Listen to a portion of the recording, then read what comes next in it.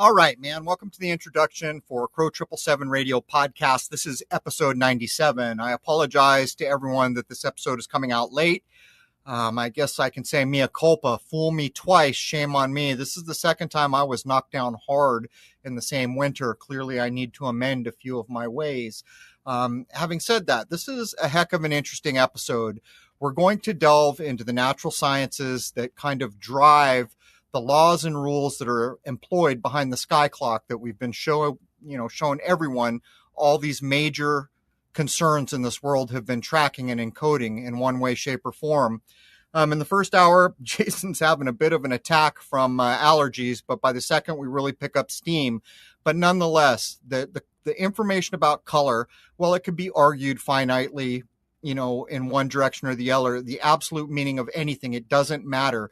The underlying colors that we're going to talk about here in the older sciences can be corresponded out into so many things. But before we get in, there is one heck of an interesting conversation going on in the forum for members at crow777radio.com. And it has to do with the equinox.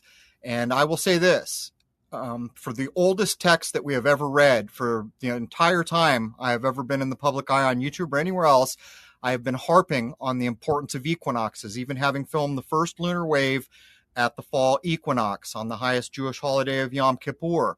These are critical times, but there are three things that have always held in ancient and encoded texts that are true about the equinoxes.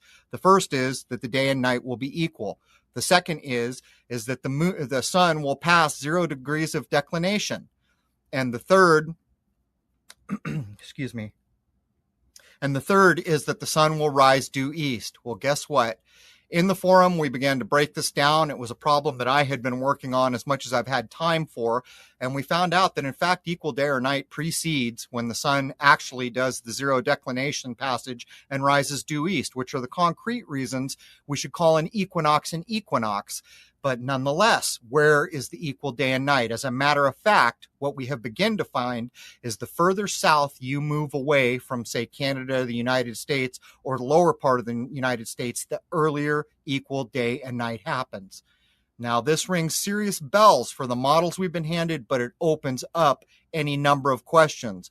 We will be delving into this more, and I want to give a special thanks to the membership over at the forum who participated. Blue Lights, Budsy, Mr. Smith, thank you. Denny R214, the Japanese character guy. And that's the best I can do. I'm sorry. S-Frog, again, S-Frog, the work you did, thank you so much. People will be using that work to move forward. Don Julio, 303G, Clove, Scary Gary 777, Existential Crisis, and Rob Bob. I hope I didn't miss anyone, but I was down hard last time I collected these names. That conversation is still going on, and we'll probably be presenting more with this later. There is a certain set of numbers we can see encoded over and over and over that seem to be paralleling an actual real-world existent relationship to the equinoctial points. We'll get into that more later. Anyhow, let's jump in with Jason and look at some of the rules of very old natural sciences and the idea of color so that people can begin to understand that color has an effect. It is a cause. It has a meaning. Anyhow, let's jump in with Jason. Cheers. All right, man. Welcome to Crow 777 Radio. I've been down a little bit with the flu. I'm back. Sorry for the delay to everybody. Welcome, Jason. Hello. Let's do this. Yeah, did I say this is episode 97? It's episode 97. Yeah, I'm a bit spaced out. We had a hell of a nor'easter come through while I was sick. How are things going down there? It's a beautiful day. All right, what do we got to cover here? I guess the first thing we should talk about is it seems like YouTube channels have been dropping like flies. We're actually seeing hints, don't know how accurate they are, that people are getting lawyers and starting to face down the censorship. Don't know where that's going to go. What have you heard, Jason? I've heard just that. A friend of mine messaged me the night it was happening a few nights ago. Seems like it's going on, and then some people got their channels back. Don't know really what to think about all this because I don't have any direct evidence, just what other folks are saying. But yeah, definitely some channels got hacked. Right. The modern day book burning is ramping up. And if I had to guess, we're going to see it come lock, stock, and barrel hard into the new solar year here as we get into March. While I was sick, I dragged my butt up once to check emails, and people said, "Where's your YouTube channel? You've got 18 subs or something like this and no videos posted." So apparently my channel blinked out for a while. I am still carrying one strike, but anything else for the intro here? Yes. Let's discuss that I'm going to be on the Fringe FM tonight, which is Saturday, because that's when we're recording at 11 p.m. Central for at least an hour, and then we're going to see how it goes. I'm not sure exactly how long his program goes. Okay, just so people understand, the Fringe FM is now running the first hour of some of our shows, and I believe he typically does that Saturday at 8 p.m. EST. Jason will be on that program tonight, and we're trying to kick this out. It's actually Saturday today, so it's Saturday the 3rd, so we're trying to do the show and edit it and kick it out all on the same day because I got backed up from the flu. But anyhow, we've done a lot of shows now to show people that every dang place that ever mattered in this world has been tracking the sky, that every kind of secret society or any other place that matters in this existence of ours is encoding the sky. So now that we've taken so much time to go through that to show people, it's not hokum. People do not track these things for no reason at all. We're going to start to get into the older ideas and the older sciences that very likely, almost certainly predate what we call modern science.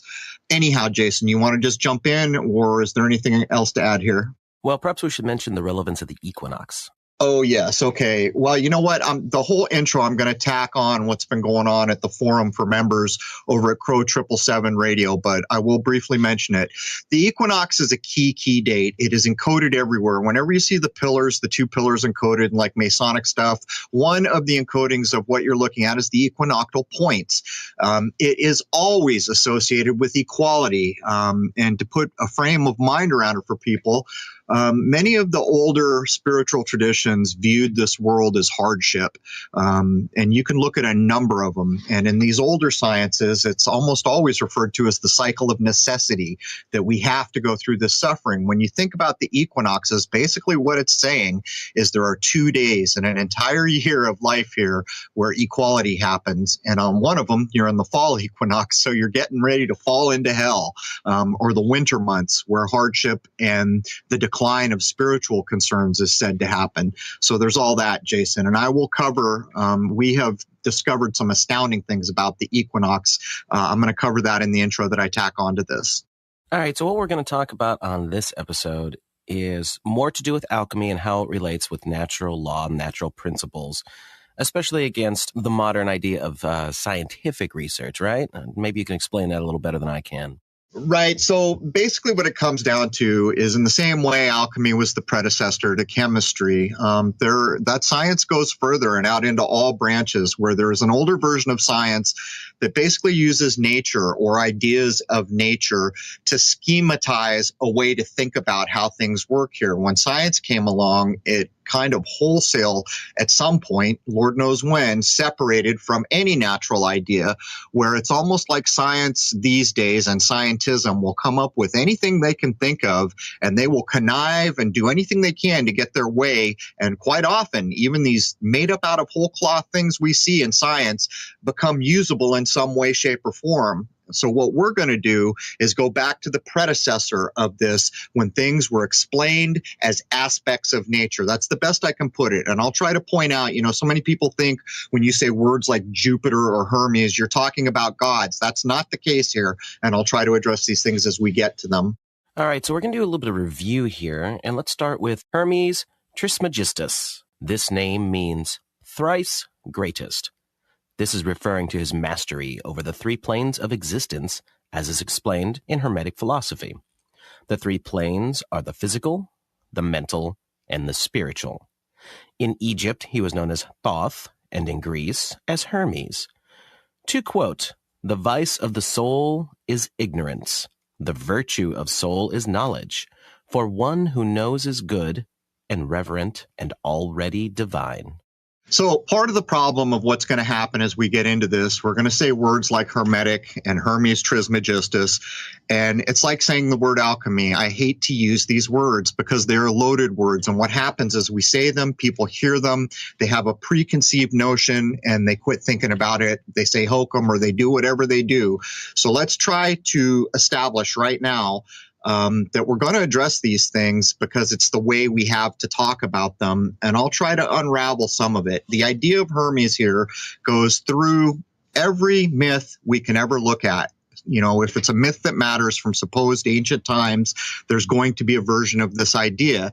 What myths do is they encode ideas, and the people who are knowledgeable or adepts or who have been trained, initiated, will understand in the same way the Bible does the exact same thing. When someone has been clued in, they can unravel the myth itself and get away from the kind of huffy, fluffy story that's being told and get back to the basis of what was encoded in these tales. In the case of Hermes Trismegistus, I have said often on the show that I'm not sure I accept there was ever an actual person named Hermes. I know a lot of people who follow Hermeticism may disagree, but that's fine. The main point here is if we look at Greece, you're looking at Hermes. This gets put into the word Hermetic.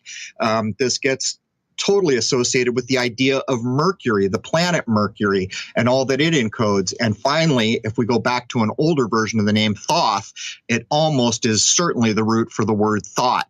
So you can see what we're talking about here is aspects of nature, in my view. Anyhow, Jason. Hermetic, in the usage we were referring to, means secret or esoteric or occult. And of course, occult in Latin means hidden. Not evil or witchcraft or any of that other nonsense a lot of people like to toss around. It is referring to knowledge that is in correspondence with the conduct and nature of the universe. Someone who would understand the three laws would be considered quite wise and could use them to master all of the three planes of existence. In an everyday usage, these principles can help you come to terms with some of the fundamental aspects of life and how the world works. All right. So what we're going to start to get in here is the idea that back before modern science, the aspects of nature were, for lack of a better term, schematized or described in a way that it would allow people to do things with them. And truly they did. Alchemy is proof of this. The medicine that came out of these times, which in my view is a heck of a lot closer to a true idea of medicine than we currently have. But to cut to the chase here, we're going to get through the 7 basic principles that is labeled Hermeticism. But here's the truth. You can logically go at almost every one of the things Jason's about to break down. You'll find that common sense exists in all of it, and you'll find that you can correspond it out in some way, shape, or form to modern science even. So there it is. Let's jump in, Jason. So the 7 Hermetic Principles, the first one of which is the principle of mentalism. And it embodies the truth that is, all is mind. This can be taken to mean that everything is actually spirit and that the universe is a unified living mind of some sort. So let me break this down a little bit. We've covered this many times where I've even written blog articles that many people have written where I accept wholeheartedly at this point in my life that our minds precede all experience.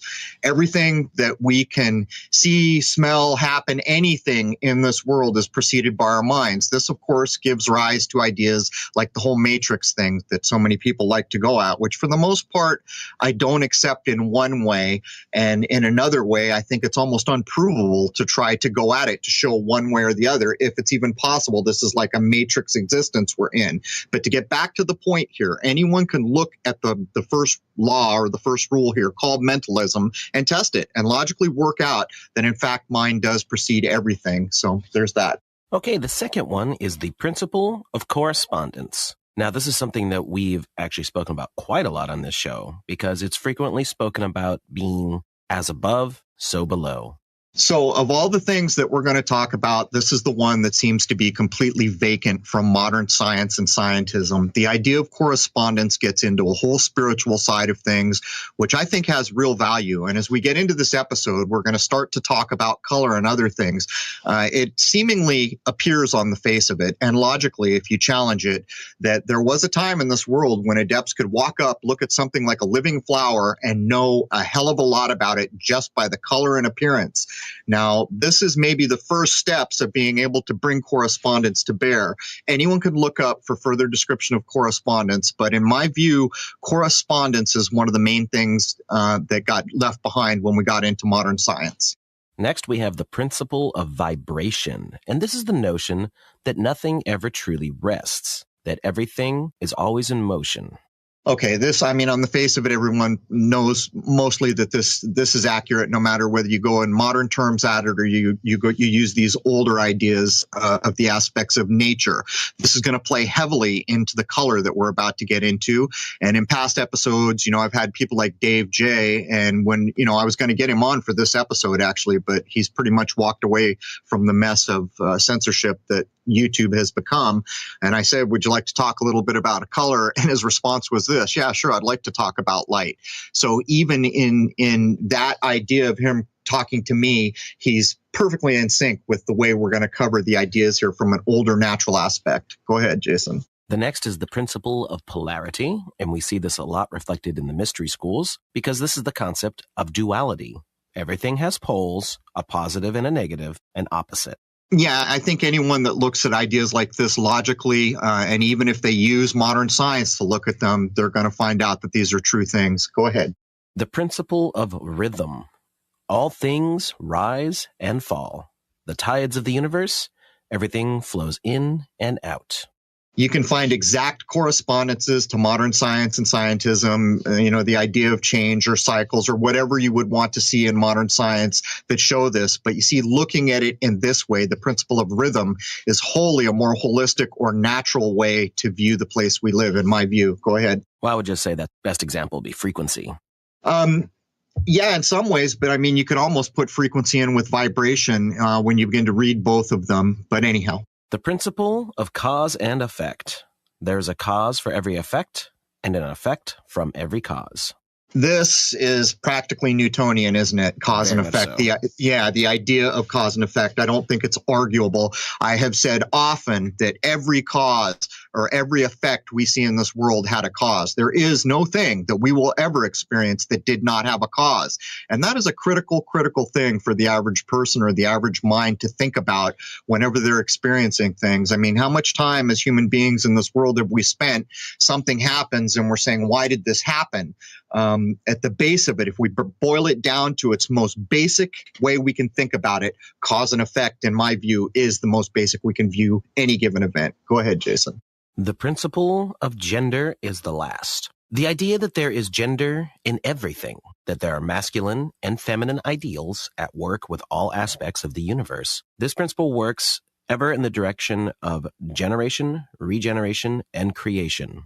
Here's a funny thing about language. For those of us that speak English, and that's the only language we speak, the idea of gender here is probably obvious on the face of it, but less so to the older languages, the Romance languages or the Latin-based languages. And as an example, if you were speaking Spanish and you are going to say a noun of some kind, it's almost always preceded by la, which is the feminine, or el, the masculine, like la mesa. That would be a table. The table has the aspect of being thought of and talked about as feminine. Or you could say el toro, the bull. There's the masculine. So there is, even embedded in the older languages of our world, the absolute principle of gender has been actually embedded into the language, though we've lost most of that in English. Okay, so let's move on to color. The mainstream definition of color is the quality of an object or substance with respect to light reflected by the object, usually determined visually by measurement of hue, saturation, and brightness of the reflected light. Basically, what we're going to get into here is the natural idea of color from maybe the alchemical point of view or the much older point of view. And when you begin to think about the things we're going to say, it shows that, in fact, if some guy wanted to make medicines out of a plant, he was going to correspond that plant. Notice I used the word correspond there, correspondence, to some aspect of nature. What that was going to do was allow him to determine what ailments could be treated with a given plant, and color played into this heavily. And to further break that down a little bit, you've got to understand from these older points of view, what the prism does to sunlight is the basis for mostly what we're going to talk about. When you take a prism, it breaks sunlight down into a spectrum of 7 colors, and that corresponds, once again, correspondence to what they called the 7 visible planets, which is not gods, which is not any of the nonsense that we've been told in myth. It is literally aspects of nature and influence. So the primary colors are red, blue, and yellow. Primary colors cannot be mixed from other colors. They are what they are in nature. They are also the source of all the other colors.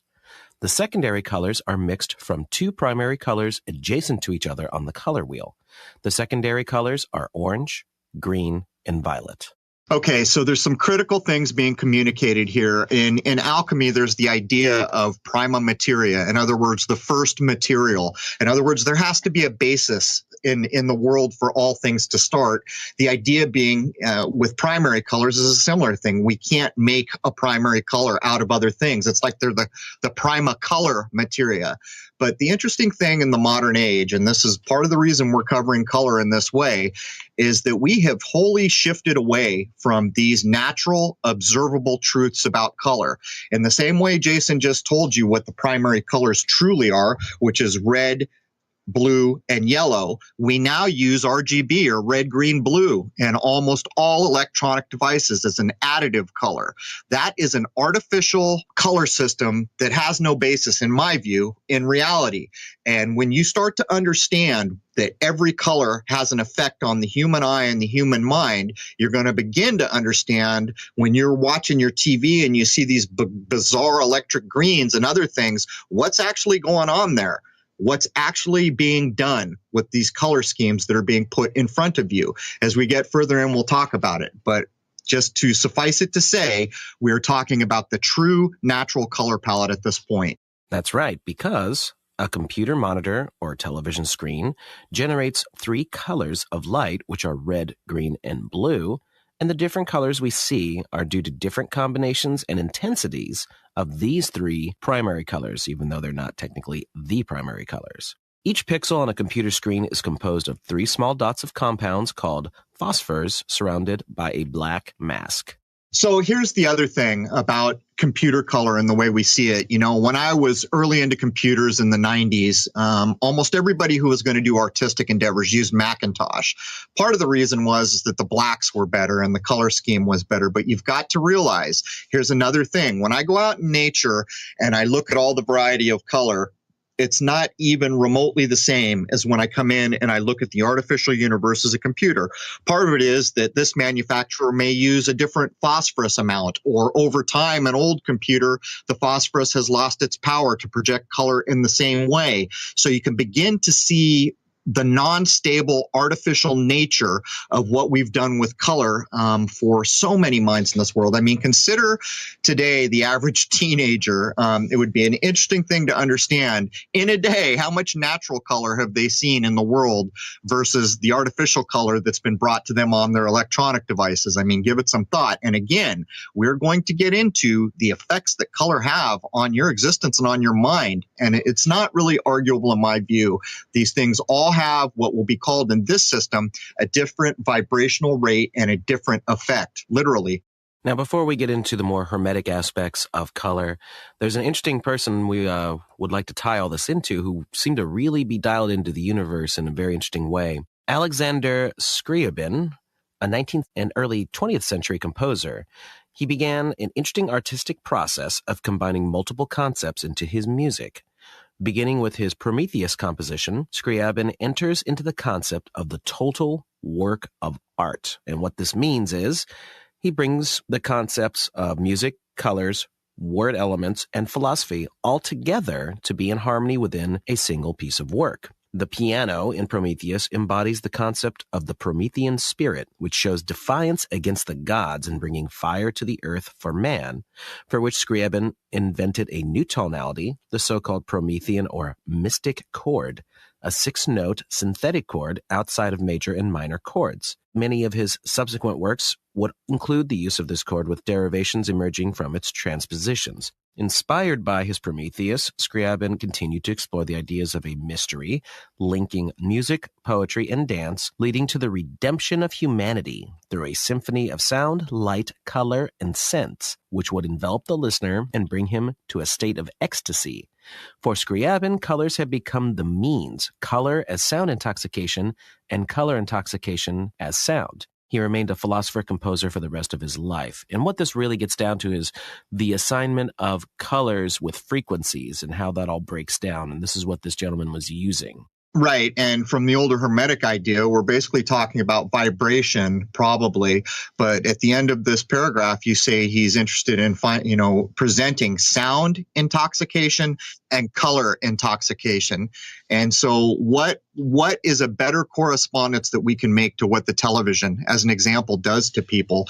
If you go back and you look at TVs, and I've covered this before, maybe from the 60s, and look at the vibrance and the colors of the earliest color TVs, whenever that was, I've forgotten, and look what's happened each decade. They've gotten more vibrant, more vibrant. Even go back and look at the 80s, where everything was still like these kind of flaming, weird pastel colors, that kind of weird imagery we get from the 80s where all the colors had gone haywire. This is exactly what this guy's trying to do in his compositions, but he's referring to it as sound intoxication and color intoxication. But to get back to the main point here, he starts doing this in a composition he's calling Prometheus. For those who harken back to our older episodes, they will understand Prometheus is just the Luciferian tale told maybe in an earlier way, certainly in a different way. Hard to know what precedes what with the history and timeline we have. But again, he's talking about defiance against the gods and bringing fire to earth for man. That's the Promethean story, but it's actually just the same story as the Luciferian story. And as we get through this bullet point, we understand that he has made a what? Synthetic cord. This seems to be so much of the kind of Luciferian mindset where they're, at the same time this guy is trying to incorporate all these ideas of nature into what he's doing, first thing he does is come up with synthetic ideas, moving away from nature. In the modern era, with Luciferianism so high, I have stated many times, it is almost like the people running this show want to replace the natural system with a synthetic system, and that would make them the gods of that synthetic system because they cannot be the gods of the natural system, if that makes any sense. All right, so we're going to get into the book Hermetic Science of Motion and Number by Dr. A.S. Raleigh, which was originally published in 1924, The Esoteric Meaning of Color. As all vibratory activity expresses itself in form, color, and sound, it would follow that the energy is always of that particular color, that shade or tint, which belongs to that particular rate of vibration. And this ties directly into the principles as we were discussing earlier, which is why we explain them ahead of time. This is true not only of those colors, shades, and tints which are perceptible to visible sight, the human eye, but also of the finer forces of nature, which transcend the physical senses. So already they're talking about what's beyond the normal human experience. And correspondence. Correspondence plays directly into this because in the spiritual idea of correspondence, where people took these natural sciences and then corresponded them, a lot of what they're doing is corresponding things they can't see, smell, touch, but they basically know they exist. So they're using the idea of correspondence to attract these spiritual elements into what they're doing, even though they can't prove they exist at all, other than by philosophy or theory. All energy of whatever quality it may be is continually vibrating at some rate, and by reason of this vibration, it will assume the color, shade, or tint belonging to that specific rate of vibration. And again, the example with the composer, he seemed to know that, didn't he? Yes. As the quality and value of all forms of energy is due to their rate of vibration, it would follow that the color, being an indication of the rate of vibration, will also indicate the quality of the vibrating energy. It therefore would follow on that we have the foundation for an exact science of chronology, even implying the psychology of color as well as the chemistry of color. When we see the color which the energy assumes, we can recognize its rate of vibration and, therefore, we would know its quality and its value. This being true, it is possible to classify, in a manner of speaking, all matter and energy of whatever degree or state they are in, perfection or imperfection, according to the color which it would assume. It should be kept in mind that the color of a visible object is due to the rate of vibration of the molecular structure or atomic structure. Therefore, the value of this object may be distinguished from its color, the same as the value of energy in a state of diffusion. It may also occur to the student's mind that this would not necessarily be true of substances which had been dyed with any sort of chemical or anything really. The student may think that when a garment or a piece of cloth or anything else for that matter is dyed, it would assume the color corresponding to the dye without actually referring to its vibratory activity, but they would be mistaken. The dye is only able to dye the fabric because of the fact that it has certain chemicals in it which will set up a vibration of the kind belonging specifically to them and will change the vibration of the substance which is being dyed. Dyeing, therefore, is not simply a matter of painting or anything of that sort in the sense in that it is ordinarily understood, but it is really a question of bringing about some sort of chemical change in the constitution of the object being dyed. It must, in fact, be about a change in the rate of vibration.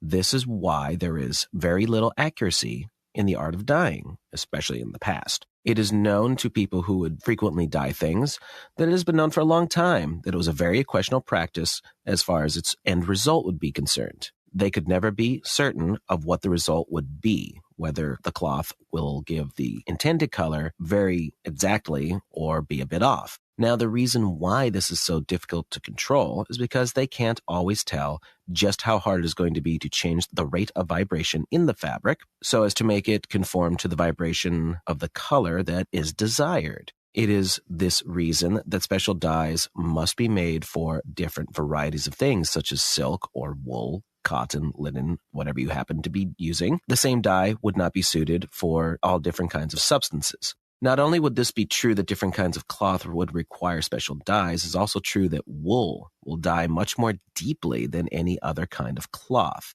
The sole problem of dyeing becomes plain when it is realized that dyeing simply consists in changing the vibration of the substance until it would correspond to that of the desired dyed color. Then the whole problem of color is actually one of vibration, and colors divide and subdivide themselves according to what you could call their occult value. Therefore, going into color chemistry in order to understand the problem of the color is what must be done. All right. There's a ton here, Jason, and I'm just going to try to break it down briefly to actually communicate out to people exactly why we're talking about color in this way. And the beginning of this long bullet point, it's pointed flat out that in this older natural point of view, you see color because it's rate of vibration. Then it's further stated, just by color, you can know about the purity and all these other things. In other words, this alchemist is walking out, he wants to cure somebody of something, and he sees a plant with a flower. That man instantly knew all kinds of things about that plant. He could correspond it all day long, even understanding what part of the body from the ancient star system that we've talked so much about could be treated using this particular plant. This is where it began, simply by knowing the color and its vibration. But as this goes along, it starts to talk about being able to figure out chronologies and all these other things. It gets very in depth. Now, at the end of this is a critical thing to think about. He starts to talk about dyeing clothes. Well, what's going on? In this older view, when you dye cloth, you have literally changed its vibration and therefore the impact that the human perception will have when they're exposed to that color. And as an example, someone's wearing a white shirt, they dye it a different color. The whole experience from a natural point of view has changed. To put this into perspective for people, you've all heard the tale where there was like this weird snail, forgot what it's called, where they would get this purple dye from to make the royal purple that royalty wore. Now, very few people are aware that in this older tradition that we were talking about, purple is a secondary color, maybe even tertiary. I think it's secondary. It is a secondary color. But what it means in its vibrational tone is mastery. And it's correspondable to the planet Jupiter or that aspect of nature. Now, keeping all this in mind, in these times, we were told it was illegal for any commoner to wear the color purple. Well, why was that? Was it just that royal people were special? No, there's more going on here. This color purple is signifying mastery, and it's vibrating at this rate that is associated with mastery. So maybe that's the best example I can give for now, Jason. Let us take the primary colors as our next point. These, of course, are red, blue, and yellow. All the other colors are combinations of these colors in varying proportions. Red is considered the physical color and the color of all physical energy. Of course, there are various shades of red, which have their various significations applied to them, but generally speaking, red is considered the physical color. So we're going to break down the primary colors and what the older sciences felt they meant in real life, in real experience. And I think this is critical for people to understand. When you go out in the world and you begin to see all the electronic flashing of color, advertising, news, all these things that use colors, you will see quite often commonalities like how many fast food places do you ever see that are not using red or yellow? There's a reason for these things. I guarantee you there is a reason for these things. So getting out of the gate, just let me re-identify red for you. Red is thought of as the physical color at its base. And we're going to go through a couple shades here so you can understand what the average viewer back in the day to see a color, the correspondence they would instantly make. So the color of ether is considered to be pink, or more literally, the color of a fresh, blown peach blossom, but its vibration is so intense that very few people are able to actually see the vibration. But ether is always, no matter what, pink. Right. So ether is a spiritual idea. So what they've done here is to get pink, you add white to red, right? As we get in here, you're going to understand when secondary or tertiary, mostly secondary colors for this conversation, come in. Whenever the pure color, the primary color, is made more pale, there is a spiritual aspect, and ether is that for red, which is pink. Go ahead, Jason. Which would make sense, of course, because if red is physical and white is spiritual, you're pulling the physical to a higher vibration, right? Perfect. Well said. That's the whole idea here. And to correspond it back to the prism in the sun, when you look at sunlight, it's considered white. Now that's all 7 colors put together to get to that white. When you use the prism, it'll break it apart into the colors we're talking about, some of them primary, some of them secondary. But anyhow, go ahead, keep pushing. Crimson is the color of affection or human feeling. It is the self-relative color because our human affection is given to individuals on account of their particular relation to us. Affection is purely a physical as well as an animal feeling. It is not one of the high and noble emotions that it has generally considered to be, but it is purely animal in its character, pertaining solely to the physical nature of man, and the color which it produces is crimson, the color of blood, because it is through the blood relation, that we have this outgrowth of affection. So you can already see when they've gotten to crimson here and they're telling you what it means. It's affection and human feeling, but then they instantly correspond it over to these higher-minded ideals. They point out that it's basically a physical and animal feeling. And though in the modern sense, we all feel like affection is this high, noble emotion, truth is if you logically look at it, it's really not. It's an animal emotion. It can lead to bad decisions. It can lead to being manipulated, all these aspects. And as we get through the colors here, next one being Scarlet, you'll begin to understand the correspondence from the natural point of view, or the older science that looked at these things.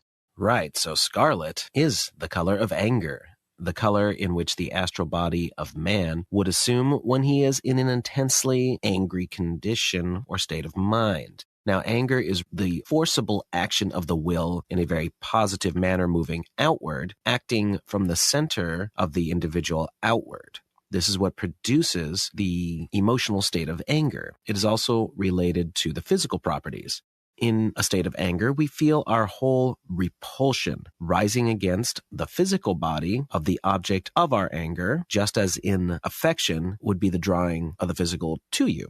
We cannot have affection for an individual's soul, neither can we have anger at the soul. Both of these emotional states are related to the physical nature only, therefore it is always red.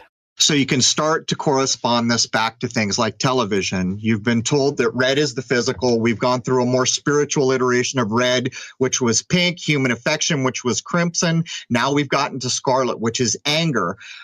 So if there is any truth to these older ideas, whenever you see these colors blared at you through a television and then coupled with sound, which has every bit as much an effect on the human body as any vibrational tone coming from any color, you can begin to see how manipulation creeps into thing. And this gets back to the idea of crimson and human emotion. You see, when you heighten an emotional state of a human being, they are then easily manipulated. That's why the idea of affection and emotion in the human being is considered to be animal. It's used against us all the time. How many times have you turned on the TV to see a 15-minute commercial of all these suffering animals, and then you're asked to give money to help these animals? That's what's being played on, your human emotion. When we see all these nonsensical violent events blared at us in the news, they're using the crimson idea here, whether or not it truly corresponds to this color, which in some cases, I think most of these are spot on. My point being, they are heightening the idea of affection or emotion, and then they are bringing to bear the color schema that they already understand has an effect on you in a certain way. So anyhow, Jason.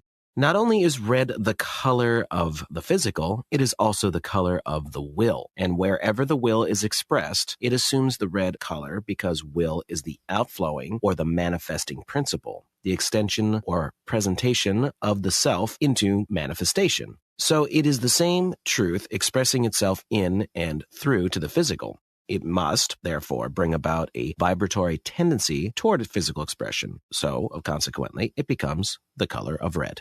So we're going to hit one more aspect of red before we move on to other primary colors. But knowing everything you know about the older natural points of view of what color means, now go back and think about what I said, how almost all fast food places have red and yellow, or at least red, in their signs, and begin to correspond why that is. Anyhow, go ahead, man. You know, you just made up a very interesting point there. As we're going through these, think about the things that you see in everyday life, that how this would correspond. It's very interesting because you can see it being used endlessly. If you look at these major corporation logos and advertising and big, huge corporate news concerns, you've got to understand that these colors that they're blowing into your face, into your existence, they're chosen, and they're chosen for a reason nearly all the time. There's probably very few cases where a color that's ever projected at you in this way, meant to be seen by hundreds of thousands or millions of minds, was just randomly grabbed. It's not the way it works. And you've got to understand that all these big places, these places that matter, have been tracking the sky. Jason and I have proved it. Anyone who wants to argue the other way at this point, that's fine. It's your prerogative to do that, but you're just not correct. We have demonstrated that as far back as we can see, people have been tracking the sky. This is like the natural idea of an older science that corresponds to what they're doing here. Hint, hint, hint. Anyhow, let's go ahead and cover the last aspect of red here, jumping into the rose color. Absolutely, because rose is considered the color of life, the color of prana. And as we approach towards the physical, it would become more red. That is, the highest degree of physical life is red. As the life is brought under the influence of emotion, it would, of course, take on the blue color, and whatever color is found to be blended with this red or this rose color, it will indicate the presence in that degree of that particular color. Also, it should be kept in mind that the paler shades indicate a corresponding weakness of that particular principle, accompanied by a corresponding preponderance of the spiritual principle, which again is white, while the darker shades indicate a presence of the black element, which is the element of destruction or disintegration, the material, the evil. So let's put that into perspective before we jump into blue here. So you've got red, which is basically physical. We've broken down different versions of things based on red. What you've just been told here is that if you take red and you start adding white, at some point you're going to get to pink. Now you've become much more spiritual, the idea of the ether. If you continued to add white and white and white and white to that red, you would be moving further from the physical red to the spiritual white. You understand the correspondence being made here. And at the end of this, he just basically told you that black is going to be the absence of all of it. It's an element of destruction, disintegration, the end of material as you know it, or basically evil. That's the idea here. These ideas are not lost on the places that put color digitally or broadcastily, if that was a word, which it's not, into our face every single day. And these are critical things for people to understand. Anyhow, Jason, let's do blue. My favorite color, for whatever reason.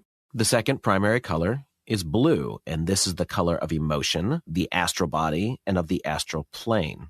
All astral matter, that is to say, all energy vibrating on the astral octave, is blue or red, as it is the positive or negative aspect, blue being the negative, the feminine or magnetic side of astral matter, while red is the positive or the masculine side, the will, in a word.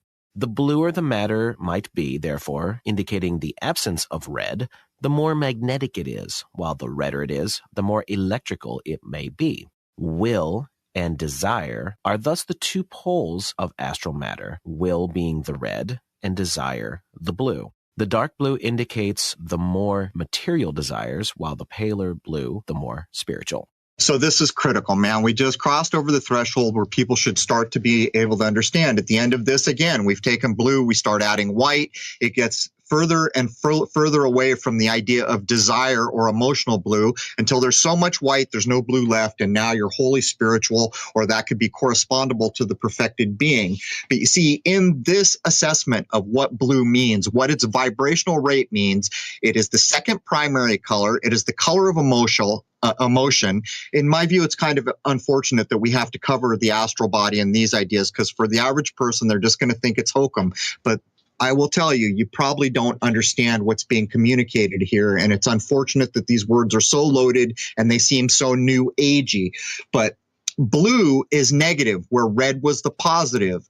Red is electrical, while blue is magnetic. Now think about what this means to the old medicine man or the old alchemist going out into his herb garden to try to make some kind of a tincture or elixir or other things out of plants still being the basis for almost all medicine. Think about what he knows just from going out to look at these plants. Oh, there's a blue plant. Well, it's feminine. Its correspondence on the polar is negative, and it's magnetic. So look at what just a simple glance using this kind of an idea of thinking about nature. These older sciences, just from a glance, think of all the things that have already been classified. Anyhow, go ahead, Jason. It should be kept in mind that these colors are not simply a sign as a form of symbolism to represent these emotions, but, on the contrary, it is by their very nature those emotions, when active, will actually vibrate at such a rate as to naturally take the color corresponding to it. So here's where you get into it. You know, if you're looking at a television program and they've got that kind of ugly electric green that's blared at us so often, and all the old Ebola images, there was always that electric green, you can see what's being done. They're corresponding the effect of that color to you. It's what's being done. And as a side note, anyone who takes an interest in the color that we're breaking down should understand, back in the royal courts, it is said that whenever flowers were given, not only did that flower have an esoteric meaning, but the color of the flower had meaning. Go back and look at these ideas. It's stated outright that never in any of these high power organizations were flowers just handed at random because irises were in bloom today. That's not what was going on. There was communication being given through that gift of flowers. There were statements, comments, ideas, and concepts being communicated. Go back and look at it, because it's all based on what we're talking about here. Next, we have indigo blue, and it is the color of occultism, and the dark indigo partakes of evil, the element of sorcery to a certain extent, the left hand power, while the pure indigo is emblematic of pure occultism. When I read these old accounts, it's, you know, like when we think about color today, I thought about this.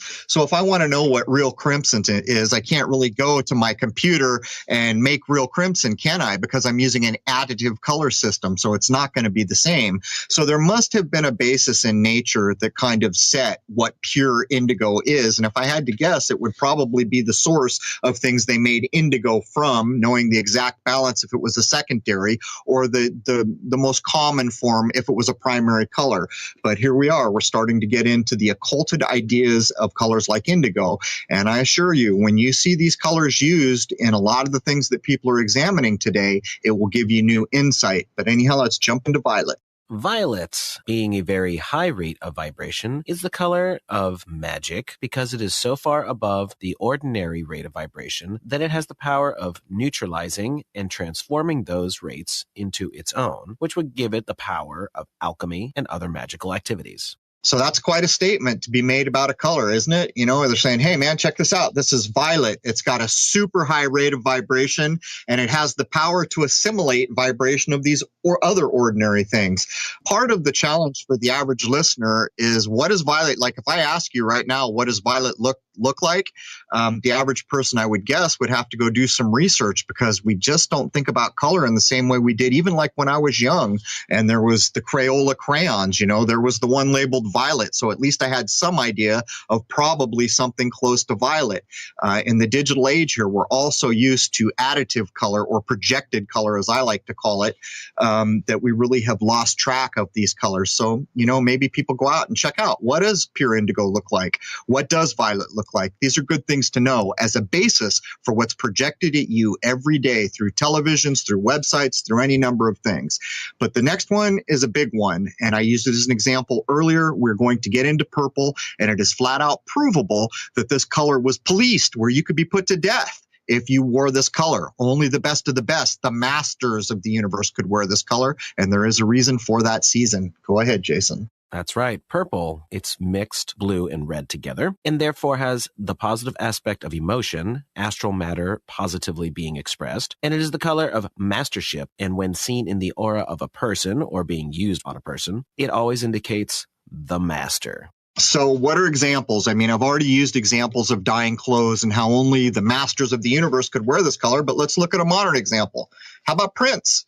There's a guy who wore purple. That was his whole brand, wasn't it? So they're telling us here that it's a mix of red and blue. So it's almost like saying we've taken a little masculine, a little feminine, a little electric, a little magnetic, and a little positive and a little negative, and we've mixed them together. That's the androgynous Prince, wasn't it?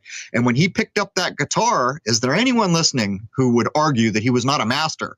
I mean, he could have been probably one of the great guitarists of all time if that had been his main focus. And so you can see, even in the modern age, the bringing to bear of these older, naturally based science ideas of color being applied to the modern day Prince.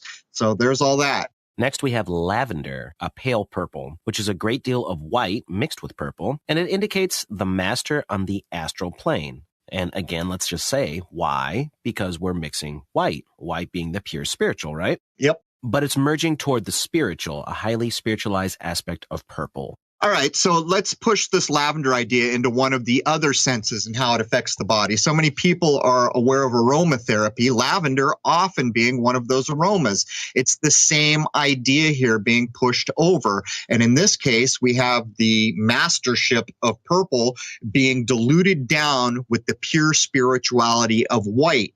And so go out and look at lavender and how often just the aroma of lavender is used. It's put into soaps and all these other things. So I'm going to ask, is this just hoodoo? Is this just hokum? I would suggest it's not. I would suggest there is a there. The problem is how do we have this conversation separating all these kind of ridiculous Tavistokian, new agey, UFO-y ideas that were made up out of whole cloth and try to point people to show this is the old natural science that is backing the ideas of the sky tracking and the sun tracking we have shown. So there's all that, Jason. And as we get towards the end of hour one here, we have one more aspect of blue, and that is the pale azure blue, that is the mystic blue, indicating the union between the astral body and the astral world. And also as it becomes paler, it indicates a union between the astral and the spiritual. The paler the blue becomes, no matter what shade it might be, lavender or any of the other shades. In fact, the more of the spirit it indicates, while the darker it becomes, the more evil would be present. So, I mean, if you were to go look out at any average media and apply just simply the idea of having a pure primary color that is washed out with white or black added to make it darker or lighter, and then look at the content that you're being presented with, I think a good example would be green, but that's going to be in the second hour, so we'll wait on that one.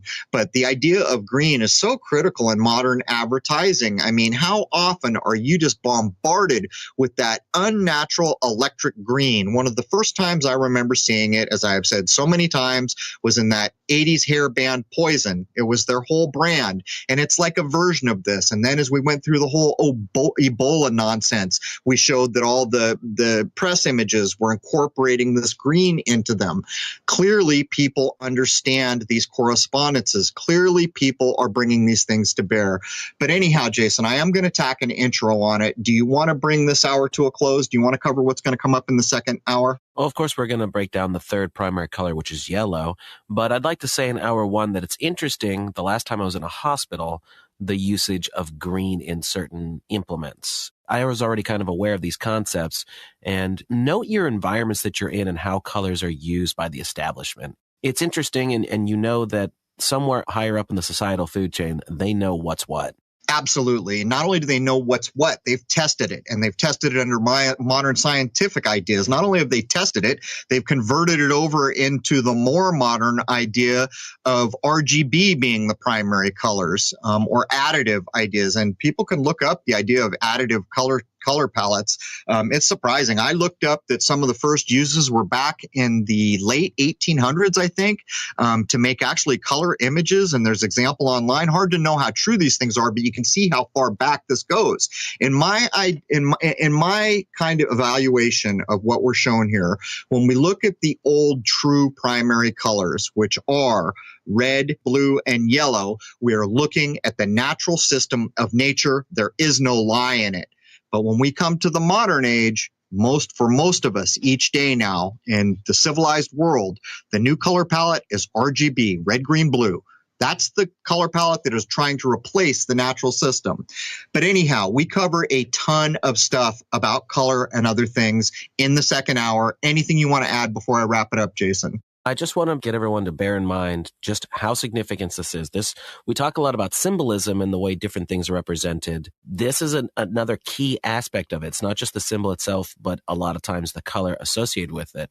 The easiest one to think about is Saturn and the color black and the black robes and all that. These things have significance. There is no doubt, there is no argument for anyone who goes through the information that we're laying down in this and the second hour and then corresponds it using correspondence out into the world that they see around them. They're going to have a new window of insight into what goes on in a day when you walk through, your city and you're bombarded with all this color and sound and light and all these things.